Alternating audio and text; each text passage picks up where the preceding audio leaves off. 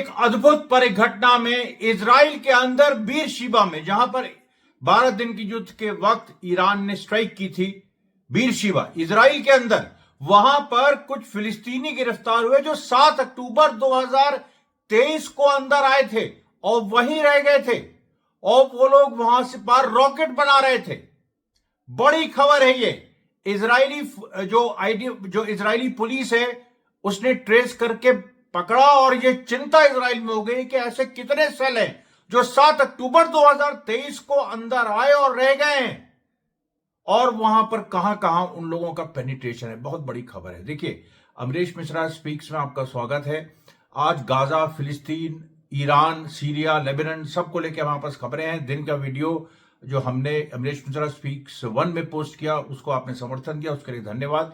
इसको भी समर्थन दीजिए, इसको पूरा अंत तक देखिए, इसमें कमेंट करना मत भूलिएगा। और कल जो हमने एप्स्टीन पे जो वीडियो जारी किया था अमरीश मिश्रा स्पीक्स पर, वीवा पैलेस्टाइन पे, उसको भी जरूर से आप देखिए क्योंकि उसमें बड़ी महत्वपूर्ण बातें हैं, उसमें विजुअल्स बहुत ही इंपॉर्टेंट हैं और आपको सब कुछ उसमें एक अलग तरह से समझाया गया है। अब देखिए, जो ये घटना हुई है बीरशिबा में, अरे बाप रे बाप, मतलब इस तरीके की चीज बताइए, चौंका देने वाली।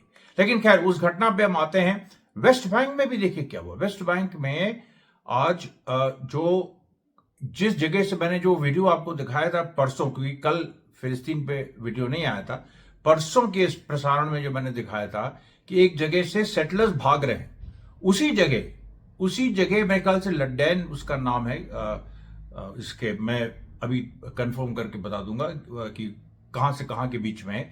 वहां पर भी एक आज बड़ा क्लैश हुआ जिसमें सेटलर्स को फिर नुकसान उठाना पड़ा, इजरायली सेटलर्स को। और गाजा में घर गिर रहे हैं। आज एक घर गिरा जिसमें 8 लोग दब गए, 5 निकाले गए, 3 अभी तक मिसिंग है। कल एक वेस्ट बैंक में जेनिन में एक पैलेस्टीनियन यूथ शहीद हुआ उस इजरायली गोलियों से।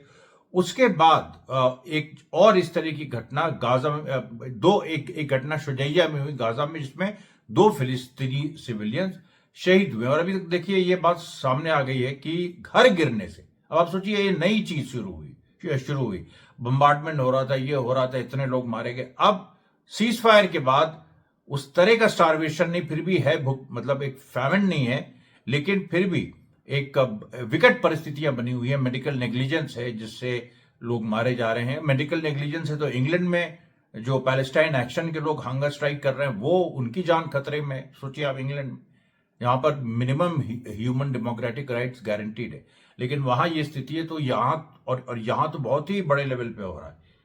हजारों पेशेंट्स जो हैं वो गाजा से इवैक्यूएट नहीं हो पाए टाइम से, उस वजह से उनकी जान चली गई। अच्छा, ये एक जगह हो रहा है और 18 जो फिलिस्तीनी हैं वो घर गिरने से मरे सीज फायर के बाद, और करीब 35 घर गिर चुके हैं इस तरीके के। तो ये देखिए एक समग्र हम आपको एक पिक्चर लाएंगे, क्योंकि इसमें ये भी हुआ है, ये भी बात हुई कि पैलेस्टीनियन रेजिस्टेंस आज टर्की के इंटेलिजेंस चीफ से मिला और वही गाजा के जो सेकंड फेज में जाने की बात है, इजरायली जो वायलेशन हैं उनके बारे में बात है, वो सारी बातें हो रही हैं। इजराइल के अंदर भी एक जद्दोजहद चल रही जैसे कि हमेशा होता है, और वहां पर भी सेटलर्स प्रदर्शन कर रहे हैं नेतन्याहू के खिलाफ अलग अलग मुद्दों को लेके।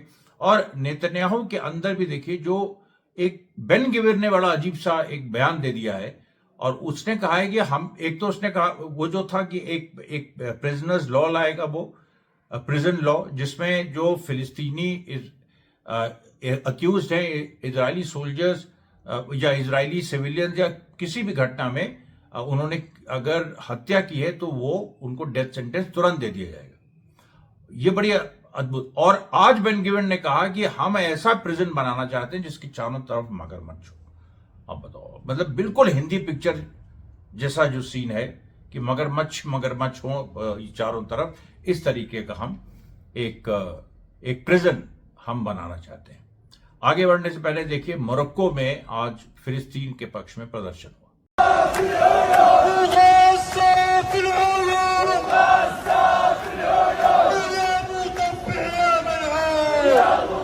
उसके बाद देखिए, मैं सीधे खबरों पे आता हूं क्योंकि आज टाइम भी थोड़ा कम है।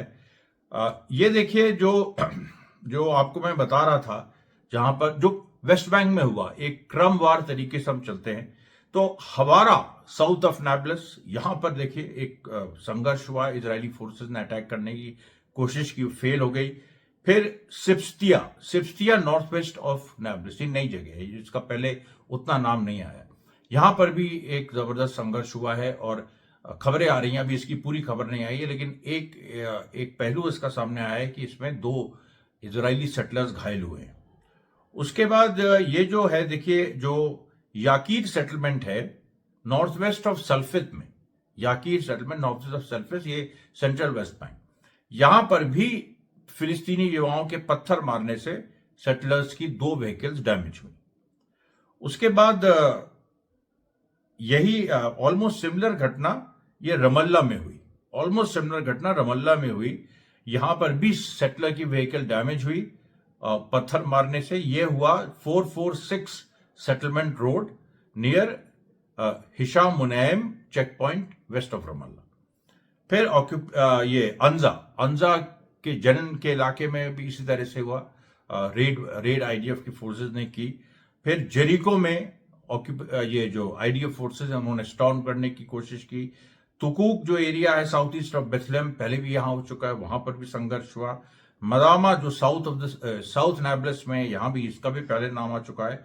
और पुराना अस्कर जो रेफ्यूजी कैंप है नाब्लस में, वहां भी हुआ। ये देखिए एक के बाद एक घटनाएं होती जा रही हैं और इसमें इजरायली फोर्सेस घूम रहे हैं और वो रेड कर रहे हैं। एक नॉर्मल जैसे वे ऑफ लाइफ बन गया है वेस्ट बैंक में, बिल्कुल। मतलब ऐसा कभी नहीं हुआ है। सेकेंड इंतिफादा में भी जब और बहुत सारी चीजें हुई, इस तरह से लेके नहीं हुआ था।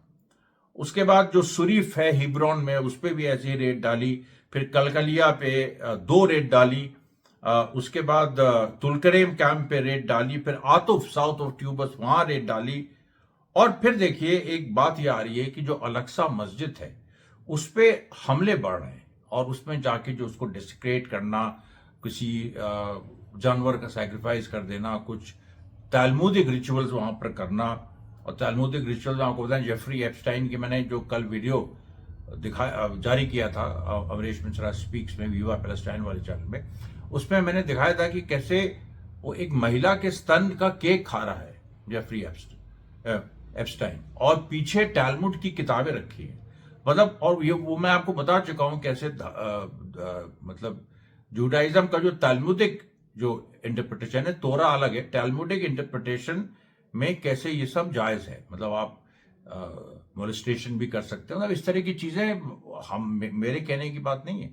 इजराइल की मिनिस्टर की एक लड़की ने बकायदा वीडियो बना के डाला था, वो सब मैंने आपको दिखाया है अभी। और ये अब सामने बात आ रही है कि 2025 में जेरूसलम को, मतलब 2025 के अंत तक कुछ बड़ा ये लोग करेंगे 25 दिसंबर के बाद। फिर देखिए वो जो जगह मैं बता रहा था आपको, वो है कफ्र कुदम और बेत लीद, इसके बीच में। उसका नाम डैन कहीं आया था, अभी नहीं आ रहा है। कफ्र कद्दूम और बेत लीद। कफ्र कुदुम ईस्ट ऑफ कलकलिया, बेत लीद ईस्ट ऑफ तुलकरीम, इसके बीच में वही जो घटना हुई थी परसों वाली, वही उसी जगह फिर से क्लैश हुआ और काफी मतलब देर तक चला। फिर आप देखिए कि ये जो बात हुई है, ये मैं इस कहानी पे आता हूं कि बीर शिबा में क्या हो गया। अब देखिए, ये 3 फिलिस्तीनी युवाओं को राहत जो है, ये सदन इजराइल में है। ये लोग 7 अक्टूबर को अंदर घुसे थे और ये लोग जा सकते थे वापस 2500, उसी दिन जा सकते थे 2500, शाम तक लड़ाई चल रही थी, खुला हुआ था सब कुछ। उसके बाद भी अनेकों मौके आए, लेकिन ये लोग बीर शिबा में के पास राहत एक जगह है, वहां पर ये लोग वर्कशॉप एक पूरी सेटअप किए हुए थे जिसमें हथियार मैन्युफैक्चर हो रहे। तो अब आप इसको इस नजरिए से आप देखिए कि इतने बड़े लेवल पे कहां कहां पर रेजिस्टेंस ने क्या क्या प्लानिंग बना रखी है, इसका आइडिया नहीं लोगों को। क्योंकि बहुत सारी ऐसी बातें हैं जो तभी बताई जा सकती जब वो हो, कोई उस पर एक्शन हो। नहीं तो इस तरह से अगर हम बताने लगे, कोई बताने लगे, तो उससे फिर तो वही हो जाएगा ना कि मतलब पहले आपने बता दिया, उसके बाद तो लोग अलर्ट हो जाएंगे। लेकिन जर्नलिस्ट का काम ये नहीं है। जर्नलिस्ट का काम अपने सोर्सेस को प्रोटेक्ट करना है और उसके बाद उसको ये करना है, इंश्योर करना है कि सच्चाई उसको सामने लाए। अब देखिए, अब यहां पर जो अब ये वाली घटना होगी, अब इसमें देखिएगा आने वाले दिनों में और खबरें आएंगी। फिर देखिए, शेख रदवान नेबरहुड के में लब्ध फैमिली थी, उसका घर कोलैप्स कर गया, और उसका आप कुछ विजुअल्स भी देख सकते हैं। और इसमें जो है 8 लोग थे, 8 लोग इसमें घायल हुए। 5 लोगों को निकाला जा चुका है, बच्चों को भी निकाला जा चुका है, कुछ बच्चों को। 3 लोग अभी फंसे हैं। अभी उसमें 2 बुजुर्ग हैं और एक उसमें कम उम्र का, मेरे ख्याल से लड़का है, अभी कंफर्म नहीं है, लेकिन संभवतः लड़का है। फिर आप देखिए, आर्टिलरी बम्बार्डमेंट जो ईस्टर्न खान यूनिस में आज हुआ इजराइल द्वारा, वो लगातार हो रहा है, क्योंकि येलो लाइन की तरफ वो कहता है कि इजराइल का कहना है जो भी आएगा हम गोली चला देंगे। अब इसको लेके भी वहां टर्की में बात हुई है, वो बताऊंगा मैं आपको। फिर हेलीकॉप्टर से फायरिंग आईडीएफ ने भाई eastern area Gaza city, sorry ये तो खान यूनिस का था, गाजा सिटी जो समझ लीजिए आप नॉर्थ और सेंट्रल गाजा के बीच में है, जिसके लिए पूरी जंग चल रही थी जब 11 अक्टूबर को सीज फायर हुआ, तो वहां पर भी हेलीकॉप्टर से फायरिंग हुई। फिर शुजैया में देखिए शुजैया उसी गाजा सिटी के थोड़ा पास है। शुजैया में 2 फिलिस्तीनी युवाओं को गोली मारी गई, शहीद हुए। उसके बाद बनी सुहेलिया ये भी खान यूनिस में है। यहां पर इजराइल ने बुलडोजिंग ऑपरेशंस के, उसका इजराइल का कहना है कि हम जो भी 50% गाजा स्ट्रिप, 45%, 50% गाजा स्ट्रिप जो भी हमारे कब्जे में है अभी, वहां पर हम डिमोलिश करते जाएंगे, क्योंकि हम ये अफोर्ड नहीं कर सकते कि यहाँ कोई आए, कोई छुपा हो। राफा में ऑलरेडी रेजिस्टेंस फाइटर्स हैं घेराव लाइन के पीछे, जिनका अभी कुछ उनके बारे में अभी इन दिनों कुछ बात भी नहीं हो रही। अब आप देखिए, जो कल एक युवा शहीद हुआ था जेनिन में, उसको लेके आज जुलूस निकला, और वेस्ट बैंक की जनता ने रेजिस्टेंस के फेवर में नारे लगाए। अब देखिए, हम इस पे आते हैं कि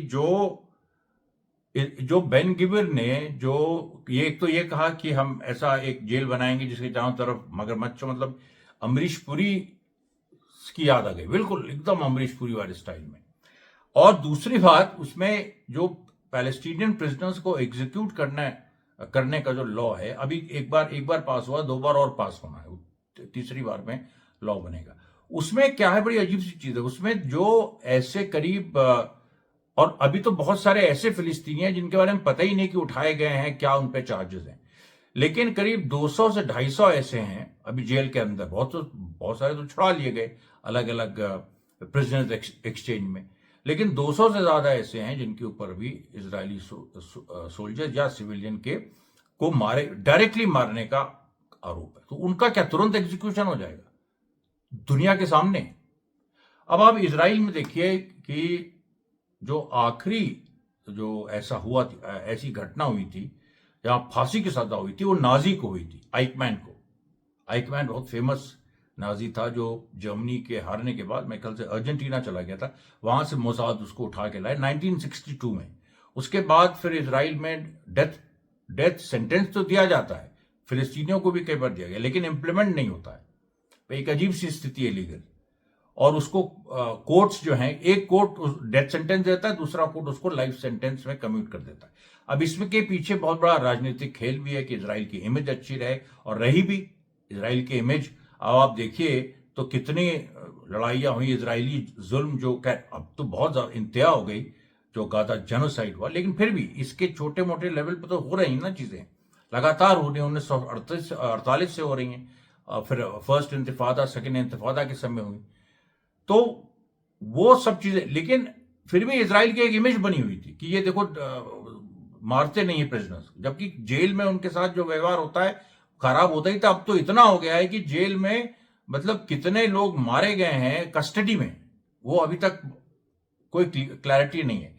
150, 200 कुछ काउंट सिविल डिफेंस गाजा का रख रहा है, लेकिन उसके बारे में क्लैरिटी नहीं है। अब यहां देखिए, ये जो पूरी बात आती है कि 70% इजरायली इसको सपोर्ट भी करते हैं, इस चीज को कि फिलिस्तीनी प्रिजनर्स को डेथ सेंटेंस दिया जाए। कई बार इजरायली चुनाव में ये मुद्दा भी बना है, ये सारी चीजें हुई हैं। लेकिन वही बात आ जाती है कि अच्छा 200 से 3 मतलब 200 से ज्यादा ऐसे तो आइडेंटिफाइड लोग हैं। बाकी जो गाजा से उठाए गए थे उसमें से 2000 रिलीज हो गए 11 अक्टूबर के सीज फायर में, 2000 अभी और हैं। उनमें से कईयों पे ऐसा चार्ज लगा है, डायरेक्टली या इनडायरेक्टली, और चार्ज उसमें चार्जशीट नहीं हुई है। वो मौखिक रूप से उनके लॉयर्स को बताया गया है, जिन जिन के लॉयर्स पहुंच पाए, बहुतों के तो लॉयर्स पहुंच ही नहीं पाए। तो वो बड़ी अजीब सी स्थिति कि इसमें सबसे खतरनाक बात यह कि किसी को भी अब मरवान बरगूती हैं, अहमद बरगूती हैं, बड़े और भी बड़े वहां पर लीडर्स हैं जो पुराने फिलिस्तीनी फाइटर्स रहे हैं, उनको क्या एकदम से मौत की सजा सबके सामने कर दिया है। मतलब अगर नेल्सन मंडेला को मार दिया जाता साउथ अफ्रीका की जेलों में तो क्या होता। तो ये पूरी स्थिति, और इसी स्थिति से बचने के लिए अभी तक इजराइल डेथ पेनल्टी को अवॉइड कर रहा था। लेकिन अब देखिए, अब राइट विंग जो एक वो होता है, जुनून होता है, उसके चलते इस तरह की चीजें हो रही हैं। उसके बाद देखिए, इजरायली आर्मी रेडियो ने एक अजीब सा ब्रॉडकास्ट आज किया। उसने कहा कि ईरान का जो बैलिस्टिक मिसाइल सिस्टम है, और आज दिन में मैंने ईरान के बारे में डिटेल आपको बताया, वो कौन से 3 आइलैंड्स हैं, कैसे ईरान ने अपनी डिफेंसिव स्ट्रैटेजी बनाई है, कैसे ऑफेंसिव स्ट्रैटेजी बनाई है। नेवी में उसने नेवल एक डिफेंस का नया एक मापदंड खड़ा कर दिया है जो ग्राउंड डिफेंस से अलग है, क्योंकि इजराइल ईरान की दूरी है, अमेरिका और ईरान की बहुत दूरी है। तो अटैक जो अगर ईरान पे होता है, और जो कि नेतन्याहू अभी जा रहा है ट्रंप से मिलने 28-29 दिसंबर को, उसमें ये बातें डिस्कस होने जा रही हैं। तो या तो ईरान पे फिर वैसे ही होगा एरियल अटैक, लेकिन वो तो अब ईरान उसको समझ चुका है कैसे प्रिवेंट करना, और ईरान ने जवाब भी दे दिया उस बार। अभी नेवल अटैक हो सकता, तो नेवल उसमें पूरी तरह से कैसे लामबंदी ईरान ने की, वो मैंने आज दिन के वीडियो में अमरीश मिश्रा स्पीक्स 1 में आपको दिखाया। अब यहां पर देखिए, इजरायली आर्मी रेडियो ने यह बात कह दी, उसने कह दिया है कि हम लोग बहुत, ये जो बैलिस्टिक मिसाइल सिस्टम है ईरान का, इससे हम मुकाबला शायद ना कर पाए।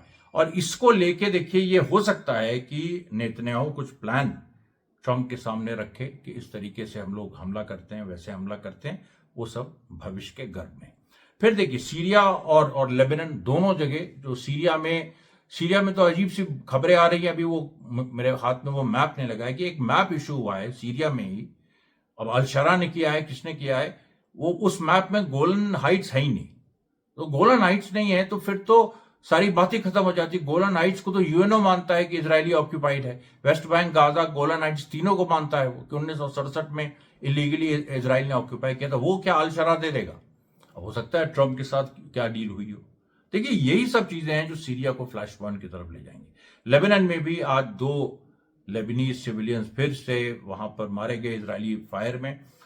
उसके अलावा वहां पर लेबनान में भी एक जगह इजराइल ने बम्बार्डमेंट किया था कल, और यूनिफिल की ट्रूप से कहा था कि सर्च करो, यहां वेपन्स हैं। यूनिफिल की टीम ने सर्च किया और वहां कुछ नहीं मिला। ये देखिए आज की खबरें थी। कल मैं फिर इसी टाइम हाजिर होऊंगा इसी चैनल पे। तब तक के लिए धन्यवाद साथियों, बहुत बहुत धन्यवाद।